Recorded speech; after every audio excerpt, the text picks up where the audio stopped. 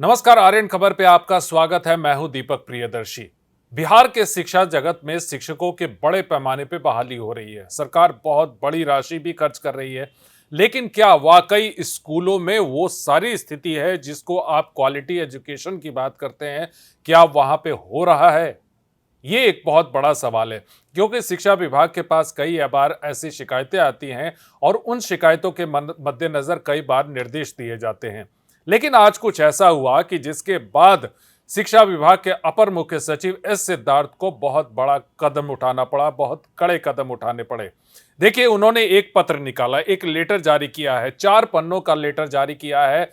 उसमें गाइडलाइन है और उन्होंने ऊपर से लेके नीचे तक, यानी जिला शिक्षा पदाधिकारी से लेके शिक्षक, जितने भी डीओ हैं, बीओ हैं, प्रिंसिपल हैं, शिक्षक, सबको एड्रेस करते हुए सीधे सीधे हड़का दिया कि स्कूल में जो शैक्षणिक गतिविधि है उसमें प्रॉब्लम है, जो डिसिप्लिन है वो प्रॉब्लम है। क्योंकि जो चिट्ठी लिखी है उसमें यह कहा गया कि जो शैक्षणिक कार्य है वो प्रॉपर तरीके से नहीं हो रहा, जितना अनुशासन स्कूलों में होना चाहिए वो नहीं हो रहा। बच्चे स्कूल से बाहर घूमते रहते हैं, कई बार क्लास से बाहर हैं, छुट्टी से पहले बच्चे बाहर निकल गए। ये तमाम ऐसी चीजें हैं जिसके बाद अपर मुख्य सचिव ने 4 पन्नों का एक गाइडलाइन जारी किया है और सीधे सीधे कहा है कि आपको उन्हें गाइडलाइन को फॉलो करना पड़ेगा।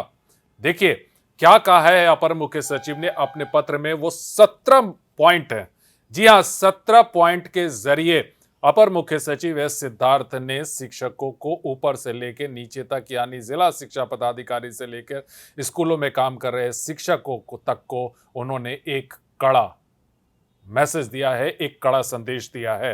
क्या कहा है अपर मुख्य सचिव ने, आपको दिखाते हैं। देखिए, अपर मुख्य सचिव ने सबको एड्रेस करते हुए कहा कि बिहार के सरकारी विद्यालयों में विद्यालय संचालन की अवधि 9:30 से 4 बजे तक है। छात्र छात्राओं के लिए अपराह्न यानी दोपहर 3:30 बजे तक विद्यालय संचालित होता है। लेकिन 2 दिनों से अधो हस्ताक्षरी के क्षेत्र भ्रमण के क्रम में यह देखा गया है कि कुछ विद्यालय के बच्चे सुबह के 9:30 से 10:30 बजे तक विद्यालय जा रहे थे और रास्ते में अन्य गतिविधियों में शामिल हो रहे थे, यानी विद्यालय के निर्धारित समय से वो विद्यालय परिसर में उपस्थित नहीं थे। साथ ही यह भी देखा गया कि बच्चे 2:30 बजे के बाद स्कूल छोड़कर अपने घर जा रहे थे या फिर अन्य गतिविधि में संलग्न थे। इससे स्पष्ट होता है कि विद्यालय के प्रधानाध्यापक और शिक्षकों का नियंत्रण उन बच्चों पर नहीं है। अभिभावक को भी जागरूकता और सचेत रहने की आवश्यकता है कि उनके बच्चे समय पर स्कूल जाएं और स्कूल अवधि में स्कूल में ही रहें। इसे लेकर जो है वो कुछ पॉइंट्स उन्होंने दिए हैं, लंबे चौड़े पॉइंट्स दिए हैं, 4 पेज का। आप उन सारे पॉइंट्स को देखिए कि एसीएस ने क्या क्या कहा है।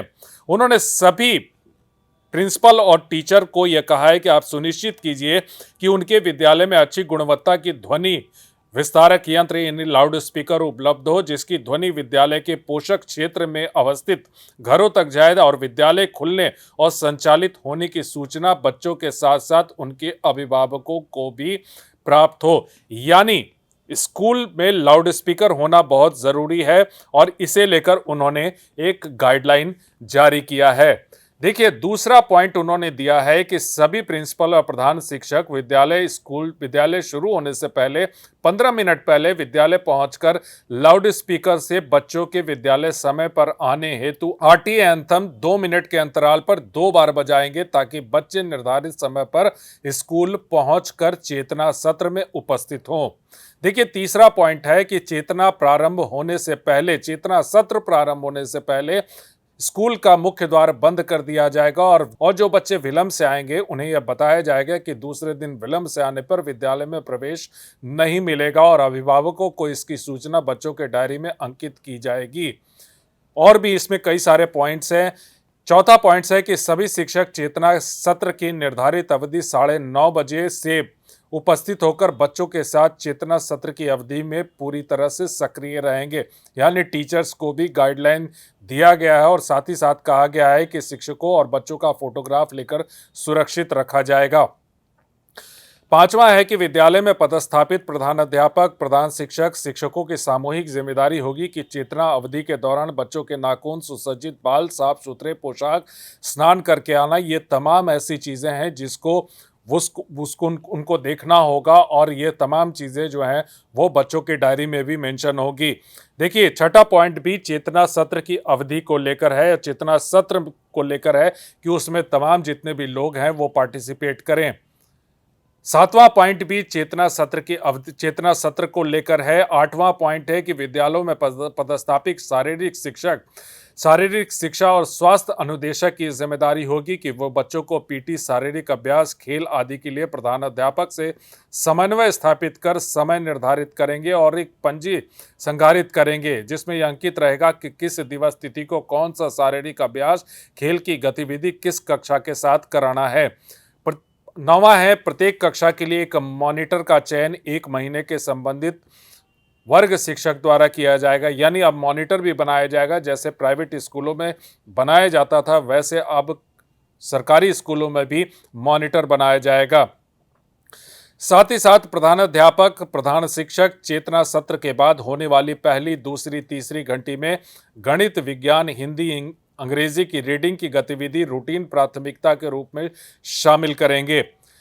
11वां पॉइंट है कि विद्यालयों में पदस्थापित सभी शिक्षक एवं प्रधानाध्यापक अलग अलग शिक्षावार एक पंजी यानी टीचर्स रजिस्टर रखेंगे जिनमें उनके द्वारा प्रत्येक विद्यालय कार्यावधि में किए गए अध्ययन अध्यापन कार्यों का लेखा जोखा उसमें होगा और इसकी देखभाल जो है वो प्रिंसिपल करेंगे। 12वां पॉइंट है कि किसी छात्रा के विलंब, अनियमित आने की सूचना क्लास टीचर द्वारा दूरभाष के माध्यम से अभिभावकों को दिया जाएगा। उन्हें विद्यालय में बुलाया जाएगा। यदि अभिभावक 3 बार बुलाए जाने पर अनुपस्थित रहते हैं तो वैसे अभिभावकों की सूची बनाकर संबंधित विद्यालयों के पोषक क्षेत्र के वार्ड सदस्य, संबंधित पंचायत सरपंच, मुखिया को सूचित किया जाएगा कि अभिभावकों के बच्चे समय पर नहीं आते हैं और अनुपस्थित रहते हैं और इसे लेकर भी एक पूरा गाइडलाइन है। 13वां है, विद्यालय प्रधानाध्यापक, शिक्षक एक रजिस्टर बनाएंगे जिसमें आकस्मिक स्थिति उत्पन्न होने पर यदि बच्चे विद्यालय की अवधि के दौरान विद्यालय छोड़कर कहीं जाते हैं तो उसका पूरा डिटेल उस रजिस्टर में मेंशन होगा और इसकी जानकारी गार्जियंस को दी जाएगी। साथ ही साथ शिक्षकों की उपस्थिति पर भी कड़ाई से नजर रखी जाएगी कि शिक्षक समय पर विद्यालय और समय पर विद्यालय छोड़ें। सभी शिक्षक अपनी उपस्थिति विद्यालय परिसर के अंदर आकर ही दर्ज करेंगे, यह सुनिश्चित की जाए। ये प्रधान शिक्षक और प्रिंसिपल को ये गाइडलाइन जारी किया गया है।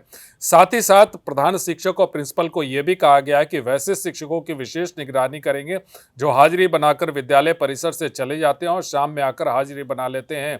इसकी सूचना उन्हें जिला शिक्षा पदाधिकारी को देनी होगी ताकि शिक्षकों के विरुद्ध एक्शन लिया जा सके। विद्यालय के अन्य शिक्षक भी प्रधानाध्यापक अथवा प्रधान शिक्षक के विद्यालय से अनाधिकृत उपस्थिति की सूचना जिला शिक्षा पदाधिकारी को देंगे। यानी अगर कोई प्रिंसिपल या प्रधान शिक्षक अगर एब्सेंट होता है तो वो टीचर जो है उसकी जानकारी डीओ को देंगे।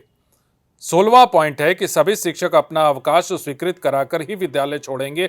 अगर कोई शिक्षक बिना अवकाश स्वीकृत कराए अवकाश पे चले जाते हैं तो इसकी सूचना डीओ पदाधिकारी को देनी होगी। 17वां, यदि मुखिया, वार्ड सदस्य, ग्रामीण जनता और अन्य किसी को यह सूचना प्राप्त होती है कि कोई शिक्षक, प्रधान शिक्षक या प्रधानाध्यापक विद्यालय में हाजिरी लगाकर विद्यालय से गायब रहते हैं तो वो इसकी सूचना विभागीय कॉल सेंटर पर इसको देंगे और ताकि उस पर संबंधित शिकायत की जांच, आवश्यक कार्रवाई की जाए और विद्यालय में शैक्षणिक वातावरण और अनुशासन सुनिश्चित किया जाए। देखिए, एसीएस ने जो 17 पॉइंट दिया है इसकी पूरी रिस्पॉन्सिबिलिटी यानी पूरी जिम्मेदारी उन्होंने जिला शिक्षा पदाधिकारी को भी दी है। बच्चों को कैसे एक्ट करना है स्कूल में और शिक्षकों को बच्चों से कैसे एक्ट कराना है इसकी जानकारी है। टीचर्स को लेकर भी गाइडलाइन जारी किए गए हैं कि प्रिंसिपल उन पर कैसे निगरानी रखेंगे और अगर प्रधान शिक्षक या फिर प्रिंसिपल अगर वो गड़बड़ी करते हैं तो उनकी शिकायत कैसे और कहां करनी है, कैसे जानकारी देनी है, यह तमाम गाइडलाइन जारी किया गया है। एक लंबा चौड़ा गाइडलाइन जारी किया गया है एसीएस के द्वारा। अब देखना है कि इस गाइडलाइन को कितना बिहार के स्कूलों में फॉलो किया जाता है।